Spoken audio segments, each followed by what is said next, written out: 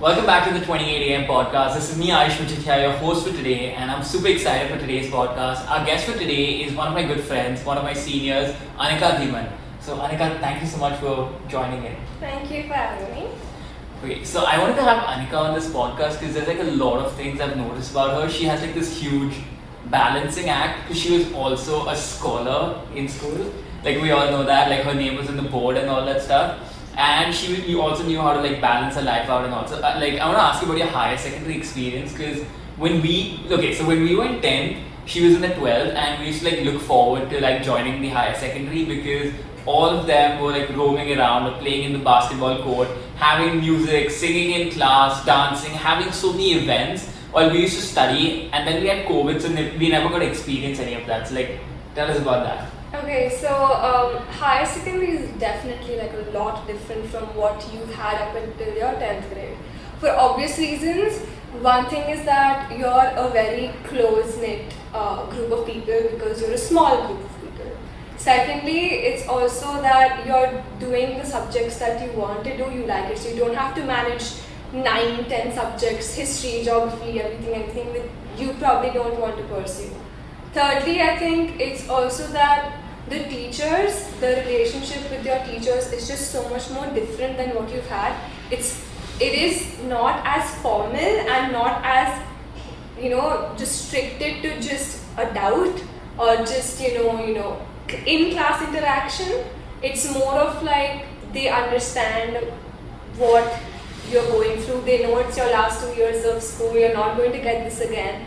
And that actually culminates into how you behave and how they act with you, and it's like you probably had this in mind earlier that when I'm going to go to the higher secondary, I'm going to have a good time. It's going to be more fun, and it's not going to be like very strict like it was up until the 10th. We had that as well because every senior has said that higher secondary is different.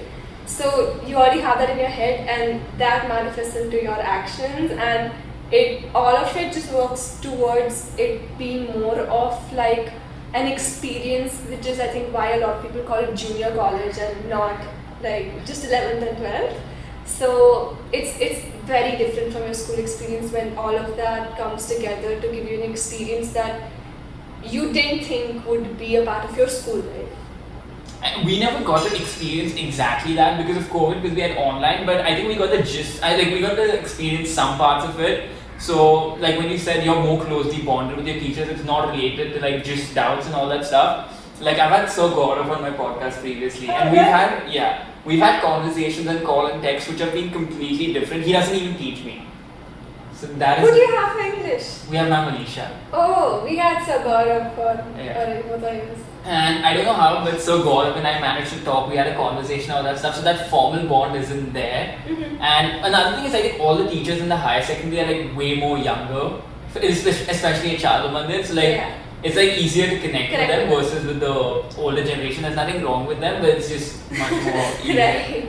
Yeah. So that happened with us, and but we're really hopeful that things get better because they've actually made an effort. So we have online events and all that stuff, which have been working out pretty well. Like we even had elections this year, and we voted for like the general secretary and sports ones, and we actually had it today, So there were some students who there was this athletic competition, I think, where you do like crunches and so you can do it at home and they have the video, and the final was today at the hall, and then they live streamed it on Microsoft Teams, so like others could join That's cool. I think it's great that you guys they're trying to like give you that experience even though you guys can't physically come to school. It's really nice, and I think you need these, especially with online, you need these events and these little things that are different than just looking at your screen and trying to study to keep you in touch with the school life and everything. So I think it's amazing. Yeah, that is like really nice.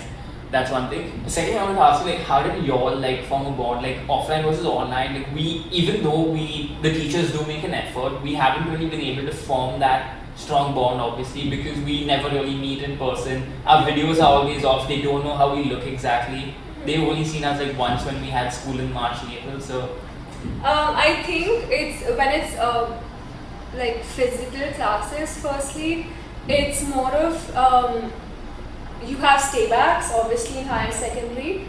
And one thing was that, so our building it's not separate, but it's like kind of secluded from the rest of the, in some sense, although not physically, but it's just that one corner of the school.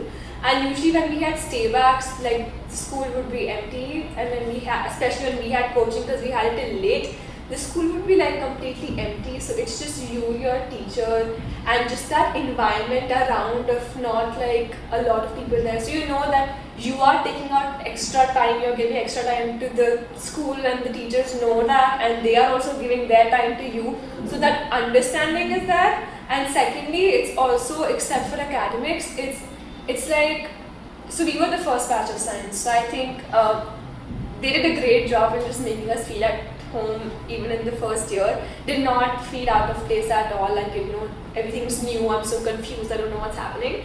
It was very comfortable right from the beginning, and even the teachers were new, right, because first batch of science. So, and also we have 3 divisions, right, and we all have the same teacher, say like, so 2 sections are the same teacher for English, and we have common subjects. So in my case, like I had science, but I had economics as well, and commerce people had economics, and some of the humanities people had economics. Some of the maths people were from humanities, commerce, science. Some of the business studies were from humanities, commerce. So there was a lot of overlap of subjects. So it's like you're not restricted to the teachers from your particular stream. You know other students, you know other teachers, and you've had some sort of conversation with every one of them at some point, even if it's a teacher that has not taught you. So I think that, and just that small group, and having that interaction with each and everyone one-on-one at least once in person, just forms that bond, and it happens really quick and naturally. Yeah, I think that's one thing which we haven't really been able to have, but we're still hopeful that, you know, they're saying they might open soon school, so we're hopeful that does happen. Yeah, but also I wanted to ask you this thing, you're a scholar. How do you study? How do I study?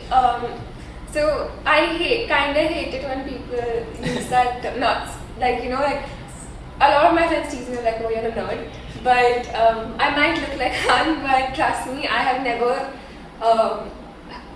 I've not like come back home after school and opened my books if it was not for a paper. I'm not saying you should do that, but I think most of your work is finished if you really have your 100% focus in class. So what I used to do is, when there's a lecture, stop thinking about anything else. I used to hate it when people used to like irritate me during class, because I'm like, this is the time where I listen, when she's teaching it to me in simple words, she's explaining the concepts to me, and make notes. Because I think that's very crucial, because most of what I studied for my boards and till date what I do for my college is, when it's a textbook, it's kind of complicated in the sense of its language, and when you just write it yourself. So the way I make notes is, I write it as if I'm explaining it to myself. So I've had like a few of my friends laugh at my notes because it has terms like, basically this happens, and so you say, for example, like I will have those words written in my notebook, because when I read it, I'm like, oh, someone's teaching it to me again in a way that I understand it. So when you're having a lecture, when you're attending it, please don't have your thoughts somewhere else and be distracted, because 90% of your work is done if you listen, understand, make notes, and just refer to those notes and your textbook before your paper. It's done. You don't need to like, even if it's boards, or even if it's science for that matter, you don't need to study for 3 to 4 hours every day, not have a social life, get up early in the morning to study, and like just study. Because I think you kind of require that balance in your life to like the subject. You're doing the subject because you like it. You don't want to hate it because it's giving you stress. I think that was all I did. Did not do anything extra. I think I need to try that, because I really don't take notes. What happens in class is, even then my mind just floats away. I'm thinking about something there's something like a teacher will say a particular word, And then Mind wanders off. my mind wanders off. Plus, our school is like right opposite the beach. So like there's like a cool Yeah. wind coming in, and then I'll just look outside and I'll stare at those trees moving, and also that was me always in class. And yeah, sometimes I may sleep.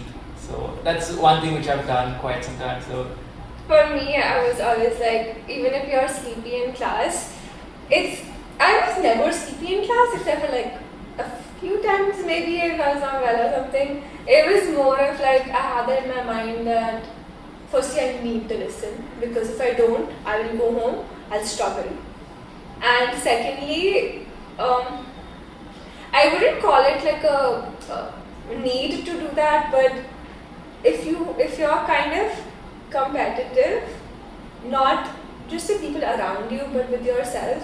So for me, I'd set like targets for myself for 10th boards and my 12th boards. So once you know that is something that you want to achieve for yourself, and you know that you're capable of doing that, you kind of naturally tend to work towards it, and when you achieve that, it makes you really happy.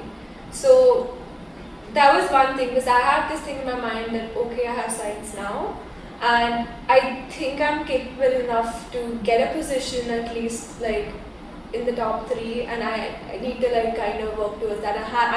My aim was to do better, get a better percentage than I did in the 10th grade. So it didn't happen unfortunately, but I think I did comparatively well throughout the 2 years. So consistency.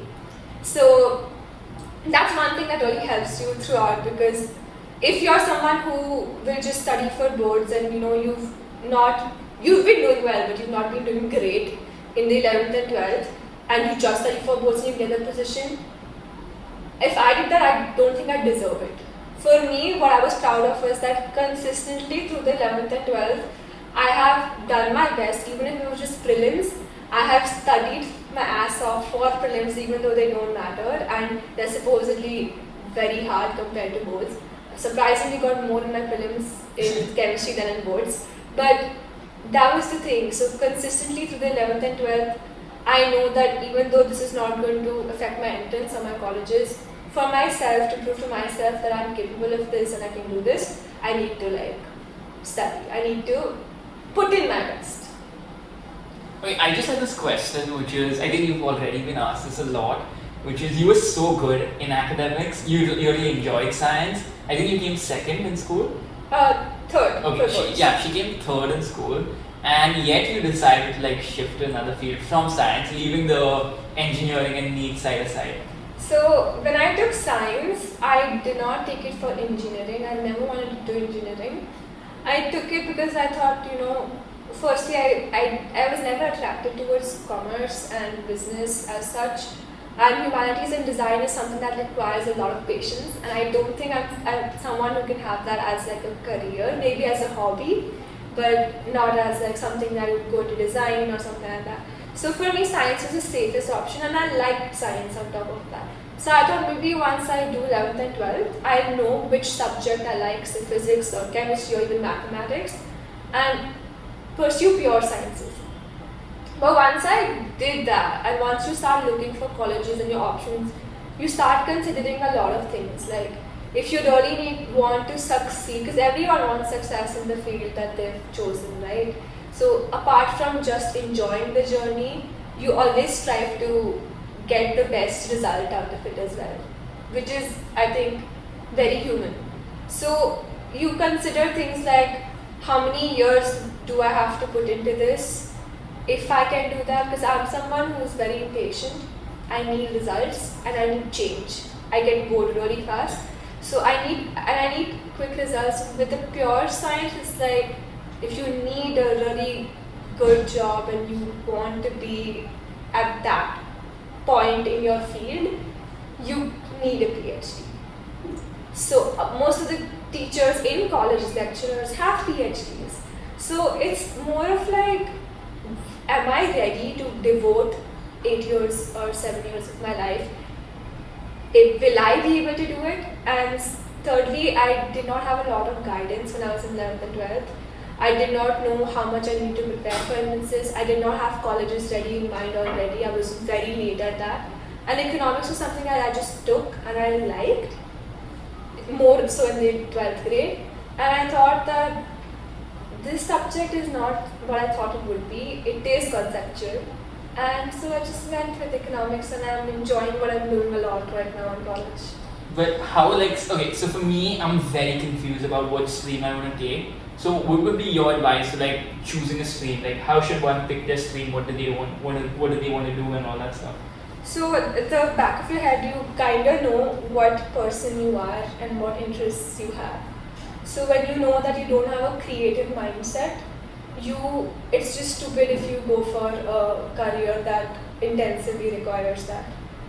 So if you're someone who likes, other than just your studies, you like reading about a subject or a particular article you find, or if you're just having a conversation with a random person, what conversation do you enjoy? Do you like learning about? Like you do podcasts. Okay. If you do podcasts with people that are into the business field or into the commerce field, you love learning about their experiences and what they've had. And that is something you like giving your time to apart from just studying the subject. Go for that. Like I think I've told you that you've always given me that vibe, and you've always had that commerce mindset. So definitely if you think that that's where your interest lies. Or maybe it's because I'm Gujarati. Okay, did not think of that. Actually, yeah, I think all Gujaratis have that like in their blood, like business and like. So, but yeah, no. A very like serious point is that I think you're someone like that. I think you'd agree. So even though you have science right now, I think you have a lot of time to figure out.